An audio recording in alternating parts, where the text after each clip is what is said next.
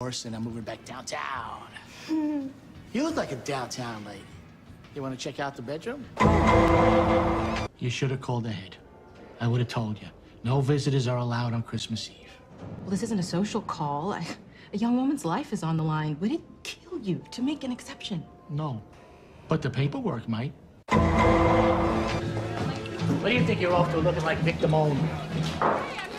Taking Andre to Luger's for late dinner. I'm gonna surprise her. I told you a week ago. Well, that was a week ago. We're getting busy. Linda's gonna need some help. I need you behind the bar. I got plans. Your plans are you're working tonight. I'm taking my wife to dinner. You leave now, you're done here.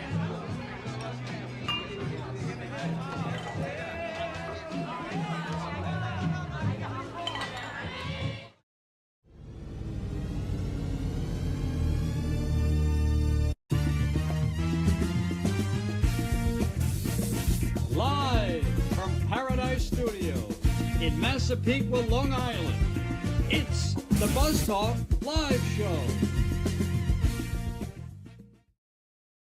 Hey everybody, and welcome to Buzz Talk Live. A little craziness here at the studio here. Hey, thanks again for sharing your Sunday night with me once again. And please remember to smash that like and subscribe button. And, post a chat or two during the show. Let's get the chats going because this is going to be a great show. We're going to have a great show because my guest is in studio. And he's an award-winning New York actor, and he's been acting since he was a kid. He's been on recurring roles on TV shows such as The Sopranos, and most currently playing Ron Fredo on Law & Order Special Victims Unit. He's also a producer and a writer. So let's please welcome Lou Martini Jr. to Buzz Talk Live. Lou, how you doing, wow, buddy? We got the streaming taken care of and the internet and the technology today. Well, let's hope we're still streaming. We're on the air, folks. Let's get the chats going and make sure that we're still streaming here. Please. And, I think we are. I see a hi out there from is it Baxter? I don't know. Baxter, if you're still watching, if you're... Is it Dexter with the way we're going here? Dexter. Chatting and want to chop some people up here on the technology side. Oh, my God. How you doing? I'm doing okay. Good, good. Coming to Long Island is very stressful. I know, I heard. And I wanted to come into the studio and have some fun with you and relax, and it got more stressful. Well, it got stressful in the last 10 minutes. Yeah. No, but it's really... It's an honor. I saw some of your shows. Oh, thanks, man. And of course, our buddy and one of my kids that I love is the finest young actor in New York. He did one of your shows, Chris Lazaro. Of course, who's Chris. Actually sitting here, and he's going to watch Chris the show today. and Liz is in the audience. My honey Liz is in the audience. Yes, today. and they're both here for moral support. Yes, because we need it. We need the moral support of immorality. But I just before the show started, a mutual friend of ours, Sal Sertia, the mayor of rock and roll. The mayor of rock and roll, past guest here a couple weeks ago. He's like, "Oh my God, you're gonna have Brother Lou on." Yes, I know Sal for many years. We worked together on a great show. Diddy, Deborah Rochon back in the day. We had some fun on that film. Yeah. No. Google it and you'll see it. And, yeah, exactly. I think it was called Wonton Baby. Wonton Baby. And the reason I did that film, again, first of all, you got to work in this business. So, right. Not every film is an award-winning film. You just want to do good work and entertain Of course. people. But I had the opportunity to play an Elvis tribute artist.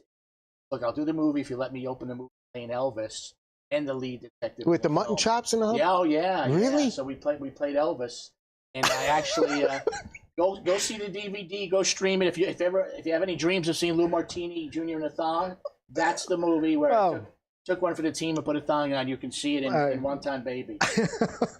Wow. Unbelievable. Yeah. A thong. Good man, Sal. Yeah, no, Sal's an awesome guy.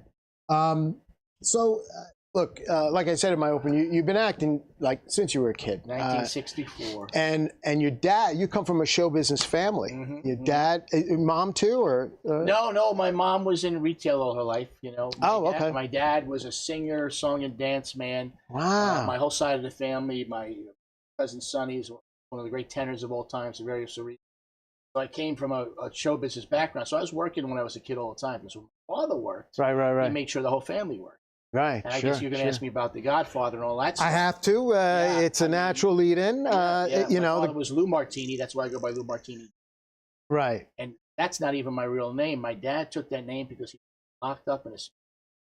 Back in the 20s when they were doing the speakeasy, he was doing a show with Eddie Cantor one night. Eddie Cantor. And they were getting raided. This is during the Prohibition days. Yeah. And there was a coaster, a Martini and Rossi coaster at the bar. Hence Martini. And he looked at the coaster and he says, "All right, my name is Lou Martini." And his brother Benny kept the name, and they went by Martini for the rest of their lives in their act. So I go by Lou Martini Jr. I still have the coaster. I still have the actual coaster. And thank God, because Lou Martini Jr. I think sounds better than Lou Rossi Jr. I'm glad that he picked the Martini instead of the Rossi. The Rossi. Right? That's your original Rossi? No, my name is Azara. Azara. I'm saying he could, if he would have picked Rossi. Oh, right. My life could have been That's different. true. I could have been That's Lou true. Rossi Jr., which Lou Rossi. have the ring. No. I like Martini. Martini Jr. I like has, Martini. right? Yeah, I like Martini. The Godfather. The Godfather. Now, we spoke about The Offer leading into this interview, and I love The Offer. When I wanted a number 2. I wanted for Godfather 2. Yeah. They didn't do it. Whatever. But what a great show. And if anybody else is watching out there, if you haven't seen The Offer, please get on your streaming service and watch it. It's fantastic. Best miniseries on TV. It really is. It's the making of The Godfather. And you don't have to be a Godfather fan to enjoy the show. Just the acting was off the charts, all that.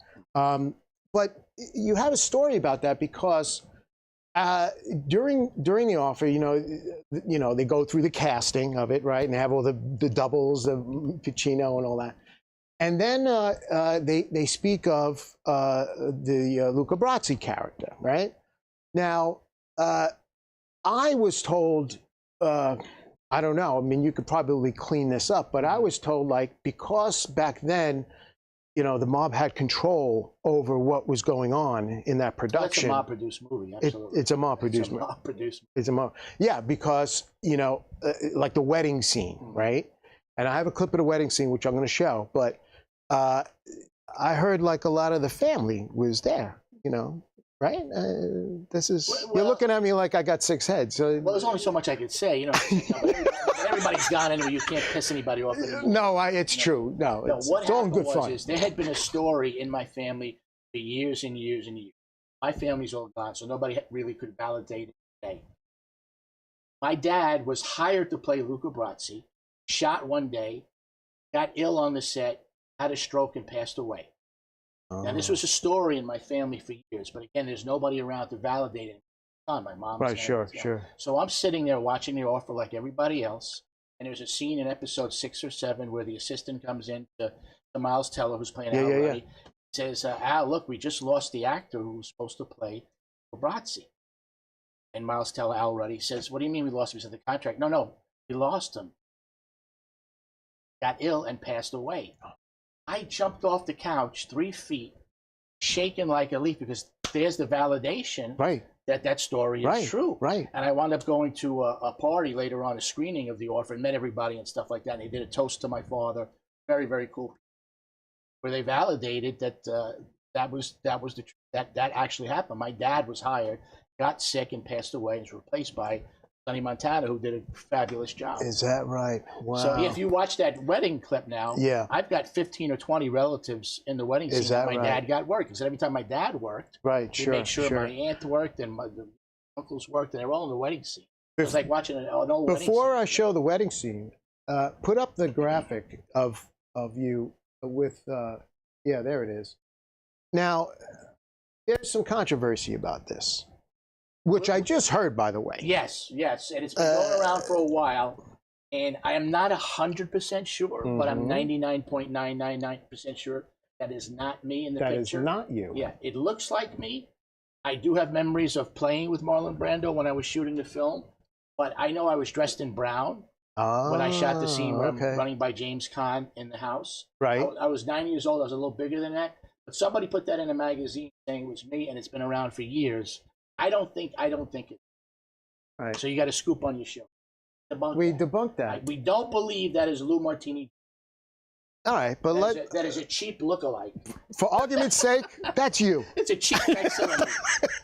But if you want to believe it's me, fine. Look, I did work with Brando. I played with him. So Lou, I found that on the internet, and you know, anything on the internet is true. You know the trivia about me and The Godfather and Sopranos. Oh. I think Chris told you. Chris should have told you. I am the only actor to have a speaking part in The Godfather 1 and Sopranos. Really? Been a couple of guys that was in Godfather 2, like Dominic Cinesi, who played Johnny Ola, was in Godfather 2. Great Tony Lip was in Godfather 1 but didn't speak, you know? So I'm the only one to, that's pretty, publishers came up with that a couple of years ago. Yeah. Interesting. Let's run the clip of The Godfather. Take down memory. Let's see how many aunts and uncles I can say. She's a personal friend of mine. And the kid is his son-in-law. Now, I know Phil's got a lot on his plate, but come on. My client will agree to force. Number 8. Number 8.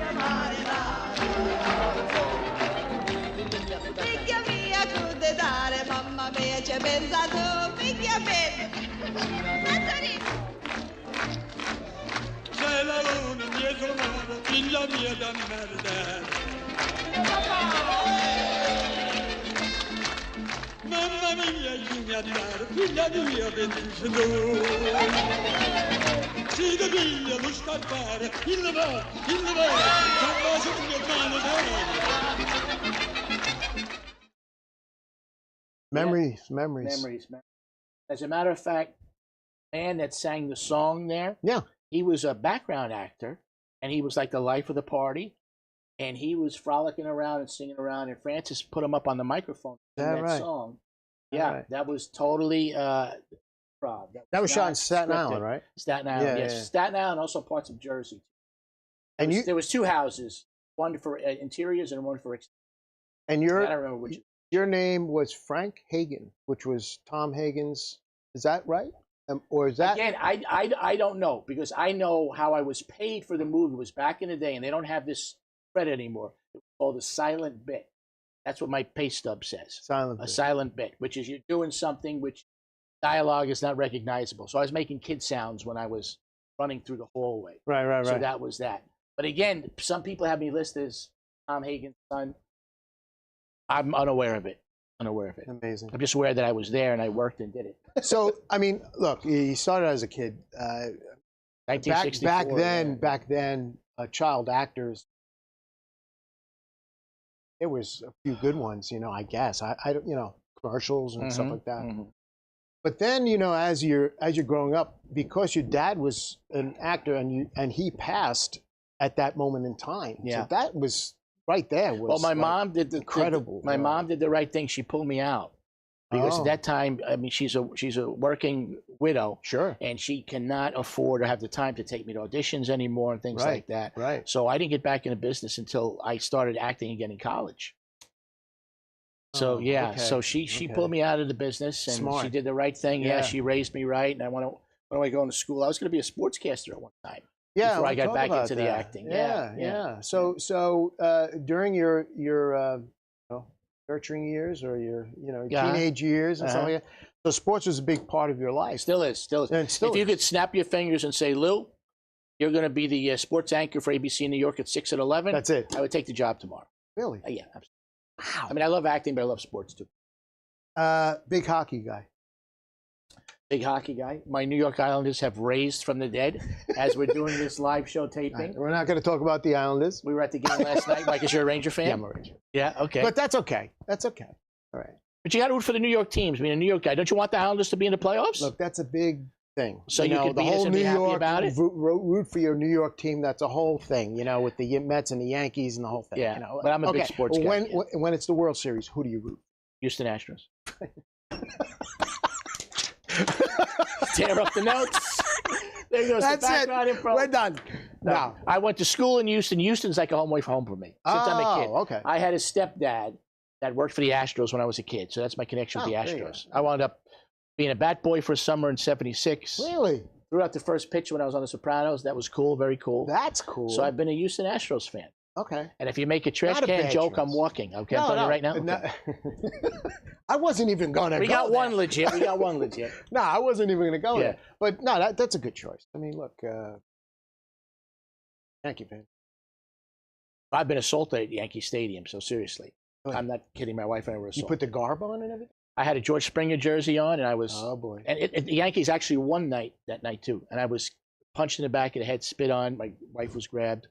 Went to press charges, and the guy said we couldn't press charges because I had an Astros jersey. So to this day now, because I used to be a Yankee fan. Bobby Mercer was my favorite player growing up. Right, And I always rooted for the Yankees after the Astros. I like the Yankees. But now, because of that night at Yankee Stadium, I can never root for the Yankees again. Because I don't want a Yankee fan to be happy. It's not even about the Yankees, the team. It's about the Yankee fan.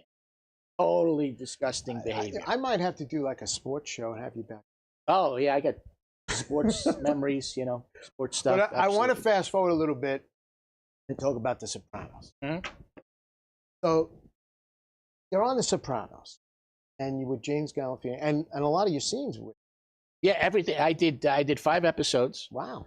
and all my scenes were either with Jimmy Gandolfini or with Vince Curatola. Right. Because my character was like a go-between between Johnny Sack, the New York boss, and, Yeah. and James. I went in between.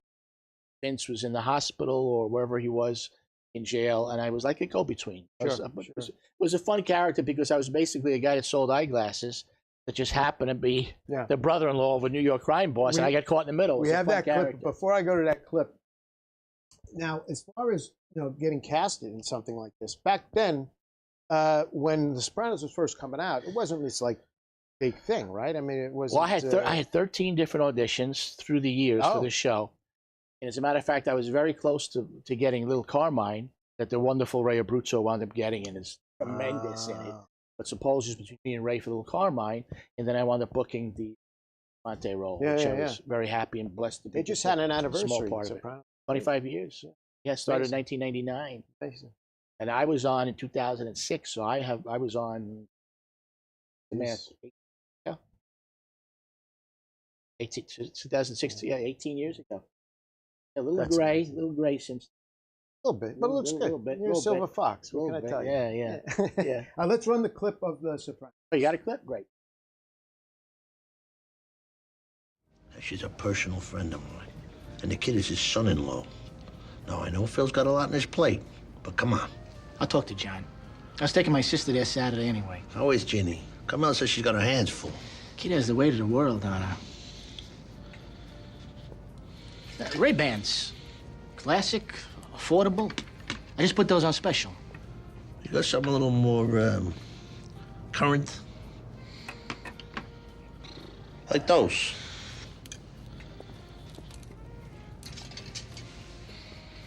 Armani's. Flexible acetate frames, rimless lenses. You know what? I left my wallet in the car. I'll catch you next time.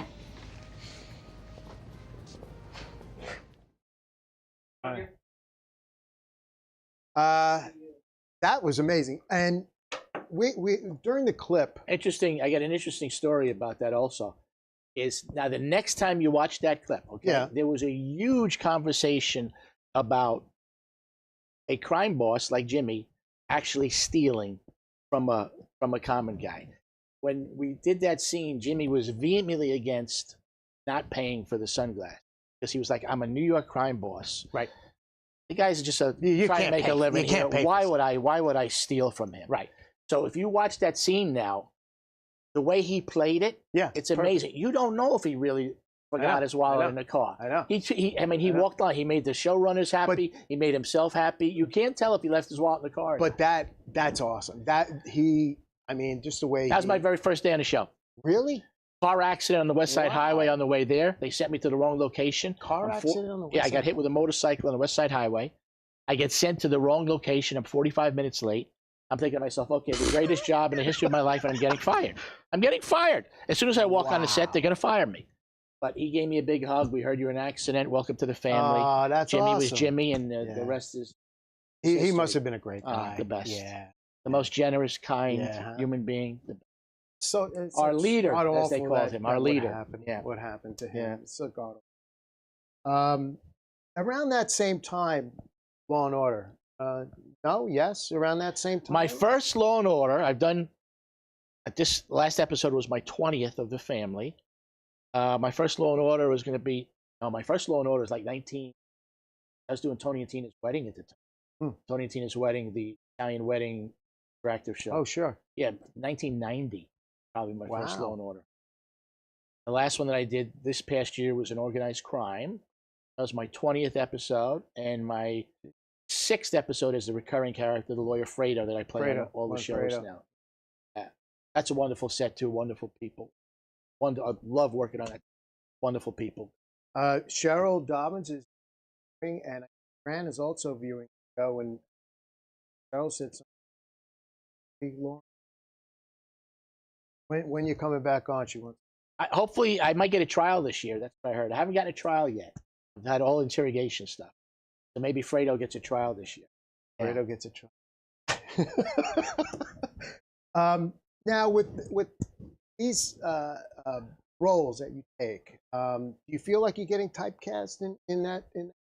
Because you play police officers, but it's changed. It's funny because we were just joking about the gray hair. I went gray about, I don't know, maybe 6 or 7 years ago. Okay. And beforehand, I never got near a lawyer's role or a senator's or a doctor's. Okay. And since I went gray, I should have listened to my honey 5 years earlier, because once I went gray, I started booking jobs like crazy of roles that I never even auditioned for before. So I think the whole business is about type. No matter what they type you, you are a type. You are a type. Whether it be you're a type A or a type B or a type C or type D, you're a type. You're in a big bowl, and you're separated by types. I mean, Law and Order is a big part of your life right now. Yeah, it is. It is. But then you've taken these other roles like We Crash with Anne Hathaway, right? And we got a clip of that I want. Very nice to work with. Sweethearted doll, very welcoming. Again, that's and I've had not so many, but I've had instances where you go as a guest star on one of these shows, and the cast is so welcoming because it's your first day on the job, but everybody else might have been there 10, 15, 20 years. Sure. And it's really their job to make you feel welcome, and most of the time they do. But I've been on shows where they barely look at you, and you're like, oh my God, I'm nervous wreck to begin with to be coming to do a guest spot. And, make me feel welcome. Well, it takes a pro, right? I mean, like James, right? And Anne Hathaway was so welcoming and generous and kind, and she looks like she's just wonderful. That was a great set. Yeah, she was a pro. I noticed, and I tell my friends this all the time. In all the years I've been doing this, it seems like the bigger the stars I work with, the nicer they are. It's the mid-level guys who are not stars, who think they are stars, that should be kissing the ground that they're walking on, that they're working. Sure. To have an attitude like that, it's amazing to me. Amazing. Well, we got a clip for We Crashed. When was that? This was, I guess, 2 years ago. 2 years ago? I think they're in season 2 now, and this was the first season.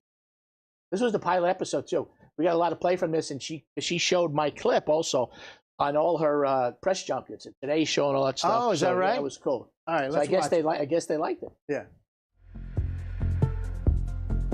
So you see what the problem is. Yeah, I see it. Good. The last 3 didn't. It's the feng shui. It's off. Totally off. You walk in and you just feel like claustrophobic. Absolutely. So I just want to go up, blow it out. Finally got something to breathe. First thing I thought when I walked in, open it up. That's what it needs. It needs just... Rise and grind! Rise and grind! Yes! Feel free to look around. I imagine you measurements, etc. I tell you, she's great. And wonderful. And she really Jersey girl too. I didn't know that. Jersey. Yeah, she's a Jersey girl. Yeah, Really? we talked about Jersey a little bit. Shout out to Obi. Yeah. But when you're acting across from an actress like that, or an actor, fellow actor, does it make your job easy? it's like playing with a great musician, and you play music, but is it like that with acting? I don't know if it's like that because I don't think that way. You know what I'm saying? As opposed to once it's time to do the work, it's time to do the work. You know your lines. And... So yeah, at that point I'm not opposite Anne Hathaway. I'm opposite whatever character right. she is. You know what I'm saying? Right. So yeah, I rarely get. Back in the day when I was really getting my first big roles, and like I said, The Sopranos was nerve-wracking because of the accident, and I was late that day, and stuff like that. But if you're prepared, you really shouldn't be nervous because if you know your stuff, you know what you're doing, you're prepared, you're ready to go. You go do the job, and hopefully your co-star, you know. And that's in your genes too, you know. I mean, come on. Yeah. You know, let's face it. Yeah, at least I've been doing it a long time, you know. But yeah, I mean, I've been starstruck a couple of times out meeting Al Pacino because he's my guy. I was Al starstruck Pacino, there. we have a shot of you and Al. Oh, you do? Yeah, let's set that up. And is there a story on? That was the show Hunters that he's doing on Amazon. Hunters. I did a guest spot on Hunters. We weren't in the same scenes. I recently in the same episode. Watched that. I think I'm up to this. Yeah, and we talked about my father and The Godfather and his coach Charlie Lawton, who I studied with back in the day too. Yeah, he's a wonderful guy. Wonderful I bet. And with this, I've been involved with a celebrity roast, Joe Montaigne. Oh, yeah, Dina Martin. You know, her dad had those great celebrity roasts, and Dina Martin was doing that a while back, and I got asked to do Joe Montaigne, and it was a blast. But I'll tell you the one thing I learned about a celebrity roast: do not go last. Because by the time you go, half your material that you think you're going to be able to do has been done by the other guests. Oh my God! The night before, we had like the meet and greet dinner. I had never met Joe before, and they had people from his show, and they had some great comics like Tom Dreesen, a legendary comic, Joe Piscopo. They had some Mike Marino. They had some great comics. And when they asked me to go last, I was like, wait a second, I'm not even a comic. They're like, no, Lou, you're funny. We want you to go last. And it was like an honor. So I'm sitting there, and I'm like, okay, I got this. And then all of a sudden, well, there goes that bit. There goes that bit. No, I can't believe she's saying that bit that I had planned. Oh, so I went up there, and I just winged it. And I think it's on YouTube. You could see it. I did like 7 minutes, and it was fun. And Joe laughed, and everybody laughed, so we had fun. Those are fun to do. I've done a few of them. We roasted Vinny Pastore a while back in Connecticut. Oh, Vinny. That was really fun. Big Pussy, we roasted him. Yeah, roasts are fun. And Dina Martin does a great job with that stuff. Yeah, it's off the cuff stuff, you know, and everybody. And I met Dina Martin and John Griffith, her husband, is I MC the Dean Martin Festival for the last 15 years in Steubenville, Ohio. Is that There's a whole festival surrounding Dean's life, and they have all these tribute artists. That's so cool. Stuff. And I've been emceeing that for the last 15 years, so we got to be good friends. And wow, that's big, man. emceeing and Dean. Very that's cool. Awesome. Awesome. And again, I have memories of playing with him when I was a kid. All these guys, Dean Martin, Sammy Davis Jr., Red Buttons, they're all in my living room when I was a kid because they'd come hang out with my dad. That's so cool. You know, that's amazing. So cool. I want to talk about Maestro. You were involved with a film. Dear friend of mine, Joe Barbara, who we met in Tony and Tina's wedding back in the day. He's in production on a film called Maestro. It's about during the Castro takeover in Cuba. This child, a violinist prodigy, based on a true story. Amazing story. And he's it's a low budget film, so he's shooting it in bits and pieces right now. But I'm proud of that. I got to play a Cuban bad guy in that. Wow. Pretty cool. We have a clip of. Okay, cool. So Where's the kid? Excuse me. Kaite! Where is this child? On whose authority do you intrude on my rehearsal? I'm right here. So, this is the famous Louis house. Such an embarrassment in a small package. Did you forget how to play last night? I asked you a question. Did you forget how to play last night? No. No. Prove it. Our little maestro here is going to play something for us. Right now.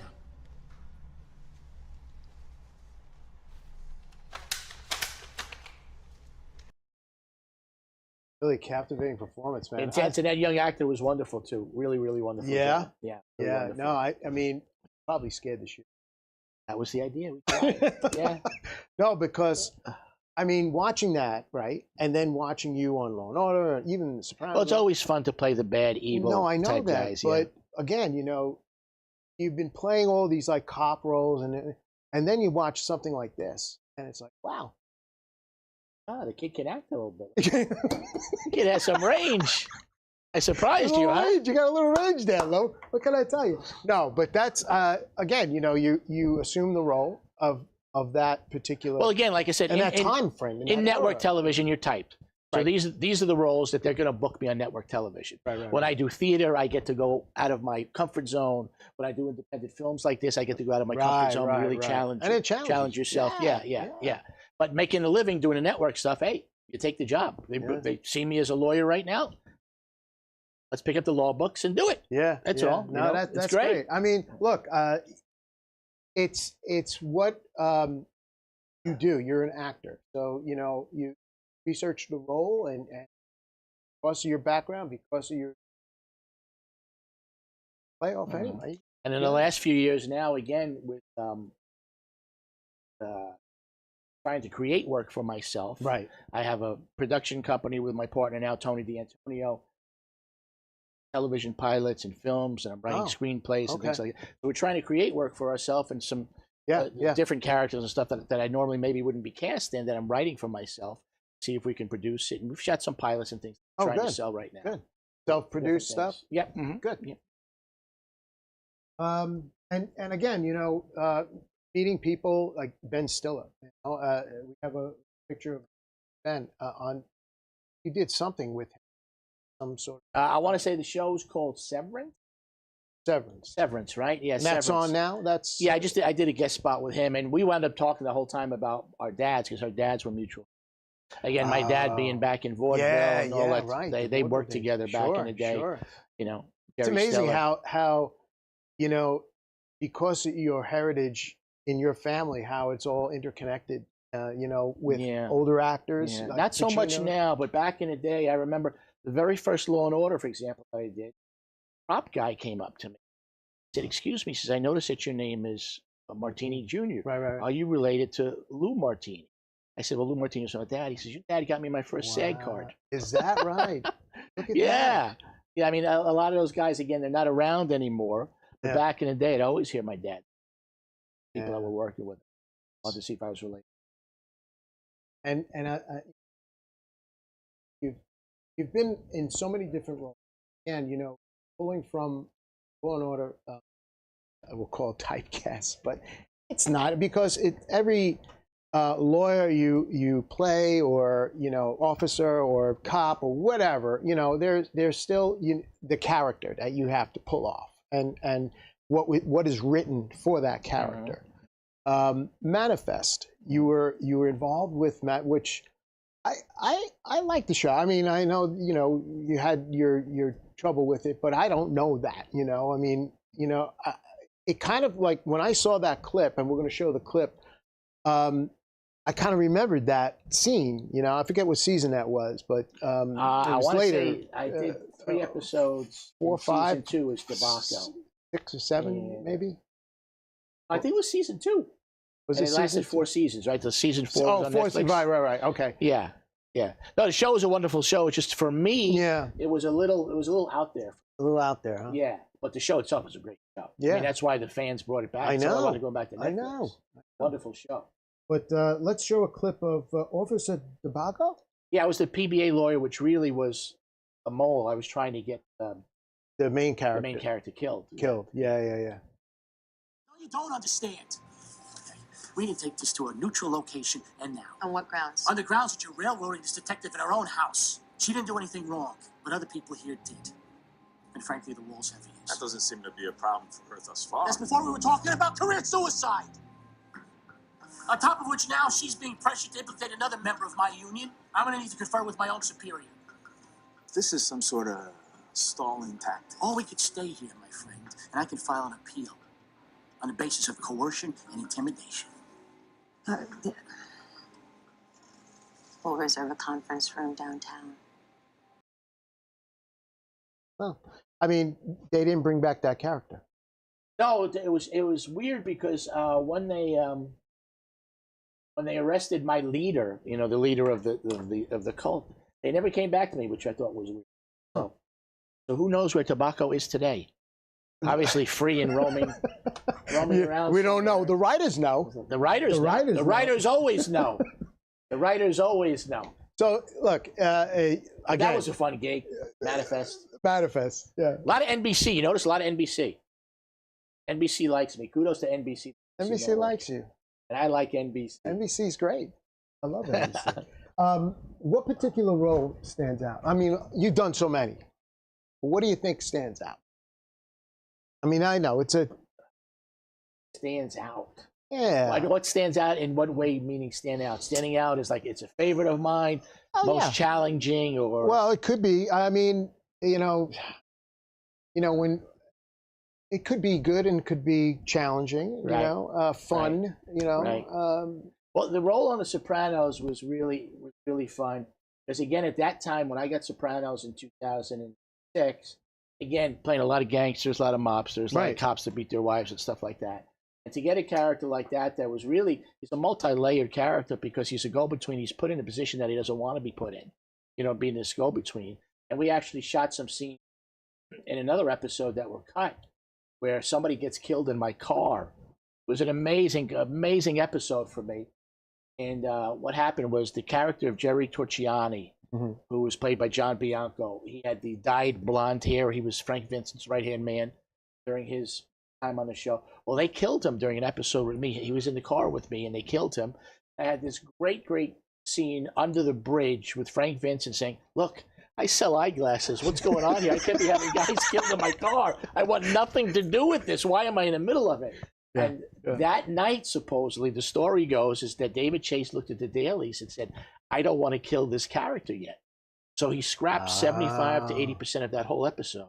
Is that and the episode at that time was like 4.2, 4.4. Right. So he scrapped that whole thing because he didn't want to kill that character yet. I mean, good for my friend John Bianco. I know he's watching. Absolutely. That he got some more episodes, but bad for me because I lost a really great episode. Really some great scenes in that. We have somebody, Baxter, that's out there watching. Hopefully you're still watching, Baxter. You're saying hi and hi back and all that. But I want to, talk about like your preparation. Like, let's say, for a role like Maestro. All right. Now that's kind of, again, independent, challenging. You're opening up as an actor. How do you prepare for something like that? The key to something like that is creating a backstory for the character and a history for the character. Now, here was a man that hated everything about America, hated America. But it wasn't Castro you were playing. No, but it was one of his right-hand guys. Henchman, basically. right. It was a henchman type guy. So to make sure that you found that hate for that little boy, because right after that clip, he plays the Star Spangled Banner to piss me off. When I ask him to play something, that's what follows right after that clip, and to play that hatred of what he is playing and what everything America stands for. It's all about truth. You got to find the truth in the character. Right. So what you do is you find something that you hate. Like I hate peas, for example. You know what I'm saying? I didn't use that on that shoot, but for example, you find something that you hate, and you go to the truth of that hate to use in the character. You dig down and I mean, I played schizophrenics twice. I've played schizophrenics. Wow. That was really, really difficult and challenging. That must be because you really have to go to a place where you hear voices and stuff. I mean, you really have to go way, way dark. Comfort. I mean, as far as like preparing or preferring, I should say, prefer film over TV. One and the same. I mean, because film is, not even film. Wait TV, around and it's live theater. It's just live theater. Live theater. There's nothing like doing it live. Being on stage for 2 hours. Yeah. Getting the energy from a live audience and stuff like this. Oh yeah, that you just pull from. There's nothing like it, and that separates the men from the boys. Yeah. Huh. You call yourself an actor when you get on stage and you do. There's a lot of actors. What about the other way? On television and doing film that won't go near us. Well, what about the other way? What about being a stage actor and then going into? Well, there's a technique. as a stage actor, there is a technique to know where your light is, and to know camera angles and things like that. Yeah, in theater, everything's a mark. You know, you got to know your marks and stuff like that. No, they're totally completely different worlds and genres. Yeah. But to me, what you said, the most satisfying to me is being on stage in front of a live audience. Whether it be in stand-up comedy, I used to do stand-up comedy, MC work, which I do now. Getting the energy from the folks is the best.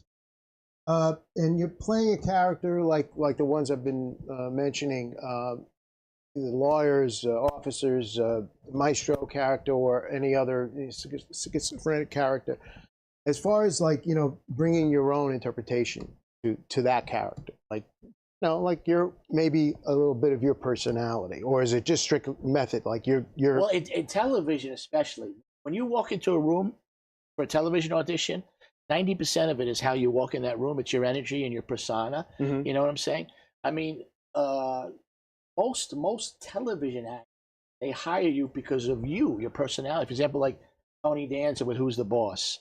I mean, Tony will tell you, Tony wasn't acting on Who's the Boss. He had to find moments and things that were truthful, what I'm saying. That's true. But Tony Danza got hired to play Tony Danza as, whether it be a cab driver or a taxi, or you know what I'm saying? And a lot of times I've been hired as Lou Martini to be the guy picking up Sarah Jessica Parker in that show, whatever like that. There's a lot of Lou Martini in it. Yeah. But you have to find the truth in the moment of the scene, what you're doing. Right. You see what Sarah I'm saying? was nice to work with. Sarah Jessica Parker, we met maybe 7 o'clock in the morning. We worked all day together. And my honey was going through some health issues at the time, and we briefly touched on it. At the end of the day, we're talking 10, 11, 12 hours later, gives me a hug and says, tell Betty Ann that we're praying for her. That's Sarah Jessica Is that Parker. right? And maybe I mentioned her name once at 7 o'clock in the morning, when we're just talking what's going on and stuff like that. Man, I'll tell you another great story about another great human being, Peter Gallagher. You familiar with Peter Gallagher? Gallagher. Peter Gallagher's been in so many big shows, big Broadway actor, movie called The Idol Maker, which is one of my favorite movies. He was on SVU for a couple of years, playing a captain. And we were talking, and it's like, Peter, I loved you in this movie, The Idol Maker. And it's, oh, you saw that? Not a lot of people saw it. It's a great, great film. If you haven't seen it, go see the movie The Idol Maker. It's based on Fabian and Frankie Avalon and their manager. It's really a wonderful movie, wonderful music, 60s musical, The Idol Maker. And Peter Gallagher is amazing in it. So, again, we touched on my honey's health issues at the time, and we're just in the wings getting ready to shoot something, and I was on the phone with Betty Ann, and he said, hey, are you talking to Betty Ann? I said, yeah, she's on the phone. Give me the phone. I pass him the phone. As the character in Idolmaker, Cesare, he's like, hey, Betty Ann, this is Cesare. I want you to know that we're all praying for you, and you're going to kick its butt, and you're doing great, and we love you. Invited us to go see his Broadway show the week later, and just... Wow. It made Betty Ann's year of life. Yeah, I mean, sure. Just, again, when you work with a guy like that, kudos to Peter Gallagher, one of the greats. Love him, back love him, like love that. him. That's and awesome. Sarah Jessica. You know what? Some of these people are actually real people. I know, they're big stars and stuff like that, but some of them you could have real conversations with, and it surprises you sometimes. Some they really don't portray that. No, again, like I've worked with some jerks. I'm not going to say any names, but there's some jerks in the business. You're promoting projects. You have projects like... Boy, I got projects. I got projects above projects on projects on projects. Chris is involved with one of them, Chris Lazaro. There's a movie called Honor. We have the great David Del Rio from In the Heights. Okay. He's set to star and direct. It's a film about a dysfunctional family of cops in the 80s that we're in pre-production on. We're close to doing that. That's a wonderful script that I wrote with my writing partner, Dave Jogler, and Rich Wenzel. We got that. We got, going back to the Elvis realm, I have a movie that we've been workshopping called King Killer, where I am set to play a Elvis tribute artist who goes around the country with my crazy mother and girlfriend killing other Elvis tribute artists so I can get more work. Must see. We're workshopping that right now with my theater group, the Actors Gym in New York. Shout out to the Actors Gym, all my fellow writers and actors in the Actors Gym. Yeah. And we got the great Dan Lauria from the Wonder Years, attached to a movie about growing up in Steubenville, Ohio during the closing of a steel mill town, about how these three friendships, above all, it's a faith-based film. Their friendship and their faith kept them together, even though the town around them was dying. Huh. And Dan Lauria is set to star and direct in that. So we got some things in the hopper. Yeah. Like I said, we're trying to produce and create our own work for ourselves too. Yeah, no, you're busy. And another mutual friend, George Sophilos. I haven't met him yet, but he's coming did on a the cameo show. in his film Once about a a Week year for ago. Life, right? Yes. Yeah. Yeah, that was like a Sopranos get-together. My friend Sinera is part of that production too. Right. And so, I want to give a shout-out to George if he's watching. Yeah, but, me and Bobby Finero and Artie Pasquale. It was like a little Sopranos mini get-together in the cameo that we did for him. Yeah, that's cool. And That it was was fun. shot in Astoria, right? Yeah. Astoria? Yeah, with all the Greeks, yeah. Well, there you go. There you go. Yeah. Lifetime Achievement Award and Roosevelt Island? Really? Yeah, I was blessed. The Roosevelt Island Film Festival Lifetime Achievement Award. gave me a Lifetime Achievement Award. That's awesome, yeah. man. Showed all my clips from things and wow. Gave me a little piece of a trophy and got nice. to talk about it and answer questions and stuff about my life. And Nice to get business. recognized. It's very nice. Especially I've worked very hard here for a in long New time. York and stuff like that. You know, that's very nice. That's right. That's great. Very nice. Tony Vitale, and she'll have that. I think her festival runs. I want to say in August. It's a really wonderful film festival. It's on Roosevelt Island. What is the name of the festival? Roosevelt Island Film Festival. Oh, the Roosevelt Island Film Festival. Yeah, Tony Vitale. Great little film festival. Wonderful work being done over there. Okay. She shows some great films, so make sure you get out there this summer and see it. Well, I have a film, so maybe I'll put it in. Absolutely. I wonder if they're still accepting. I'll put in a good word for you. Yeah? There you go. Absolutely. If you're going to do that, Absolutely. I'll put it in. Absolutely. Hey, Lou, it was an honor to have you here and have you drive out from Brooklyn and stuff like that. It was great. Yeah. That's it? It's over? Wow, time flies on television, well, I mean, right? you know, it's TV. Yeah, right? And you do a great job. Like I said, I saw some of your previous shows. Good thanks, luck with man. the show. Keep Thank it you. going. Thank you very much. You're doing good work that. over here in Strong Island. Strong Island, Paradise Studios here in Massapequa. Hey, and if there's ever a guest that you need to get that I know and I want to put in a good word, please say Lou. I will be reaching out to you. Absolutely. For sure. Absolutely. And thank you to Chris Lazar that's in the audience and Liz that stopped in and Chris. And Chris led me to you.